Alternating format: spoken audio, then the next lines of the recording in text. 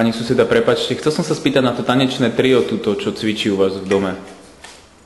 Viete, ako takéto otázky mi dávate, ja musím ráno skoro stávať, viete, pozrite sa.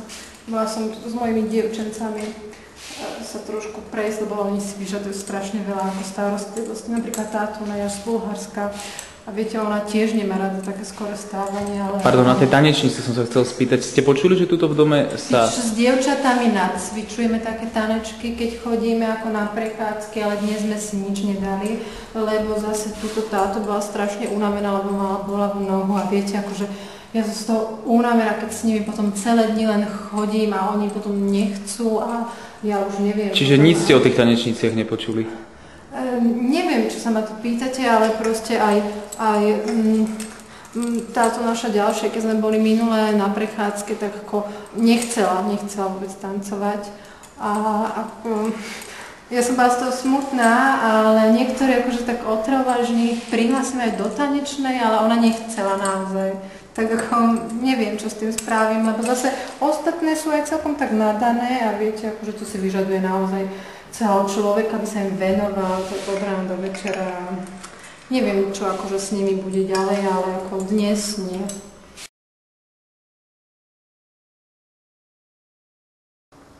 Pani suseda z dovolenky. Grüß A v Taliansku ste boli? Či v Španielsku? Itália? Nein, in Österreich. A v Taliansku teda, hej? Nicht Italien, Österreich. Chcel som sa spýtať na to tanečné trio, čo tuto u vás v dome cvičí, že to tanečné trio... Tanztrio, haben Sie gesagt. Tanztrio? Áno, že či ho Wir tanzen, Leute. Das habe ich nicht gewusst. Že či ho poznáte. Tanztrio, darüber habe ich wirklich nie gehört. Tuto v dome Aber ich tanze auch sehr gern.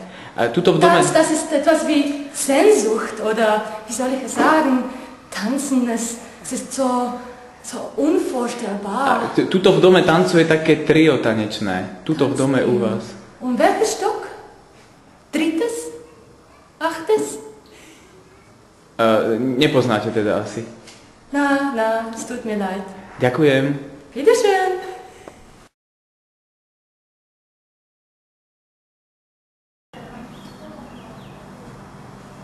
Pani suseda, prepáčte, môžem takto cez balkón vyrušiť? Ja, dobrý deň, sused. O tom tanečnom triu ste počuli, prosím vás? Víte co, manžel teďka není doma, tak možná radši, kdybyste zkusil, tak za hodinku mi měl přijít. Tak... Ja som sa chcel spýtať, či ste počuli o tom tanečnom triu, čo u nás v dome cvičí. Víte, nezlobte se, já nejsem v těchto věcech úplně zběhla, ale manžel by vám k tomu věděl určitě říct. On vystudoval i vysokou školu a víte, já spíš tak tu domácnost a tak zkuste se ho spýtat. Skutečně on večer přijde a můžete si tady sednout na pivečko všechno.